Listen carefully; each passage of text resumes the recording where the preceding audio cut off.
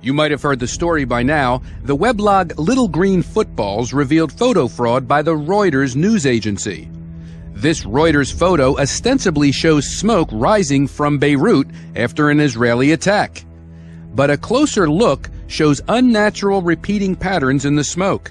It turns out that the Reuters photographer used photo editing software to add more smoke to the image to make the damage to Beirut seem greater than it really was. Reuters publicized the photographer's claim that he was, quote, trying to remove dust marks and that he made mistakes due to the bad lighting conditions, end quote. Yeah, right. In recent weeks, dozens of fake news photos have emerged from Lebanon, each one inflating the degree of damage with the effect of harming Israel's image in the public eye. Here's an example of falsely orchestrating events, courtesy of the New York Times. This New York Times slideshow shows a bombed-out building in Lebanon. Notice the man on the right, without a shirt, wearing a distinctive green hat. Here he is again, assisting at the scene. Here's the same guy, this time posing as one of the dead victims, being pulled out of the rubble. And there's his green hat concealed at his side. Check out this example.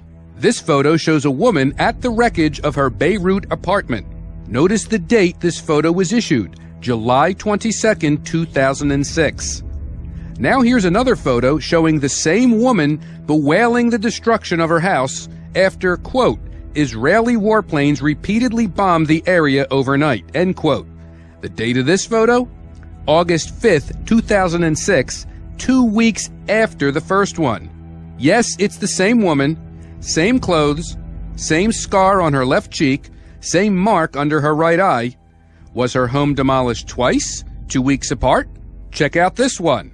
U.S. News and World Report ran this cover photo of a Hezbollah fighter overlooking a fire in Beirut.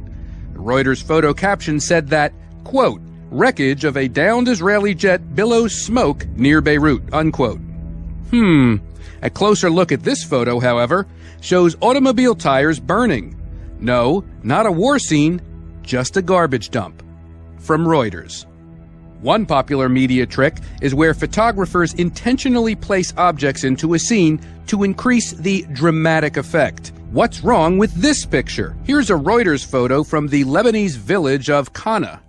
An explosion destroyed the surrounding buildings, yet a mannequin in a wedding dress just happens to be standing next to the bomb site, perfectly posed in front of the wreckage. Here's a stuffed animal strategically placed in front of some wreckage. Notice that the toy is completely clean, even though the rest of the scene is dust-covered rubble. From Reuters. And now Associated Press gets into the act, with Mickey Mouse magically appearing, dust-free, in the rubble of Beirut. Though not to be outdone, Reuters gives us Minnie Mouse, clean, fresh, and dust-free. Mark Twain once said, quote, if you don't read the newspaper, you are uninformed. If you do read the newspaper, you are misinformed.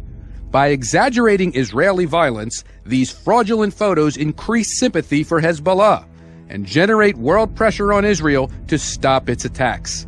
And news agencies like Reuters are complicit in this fraud.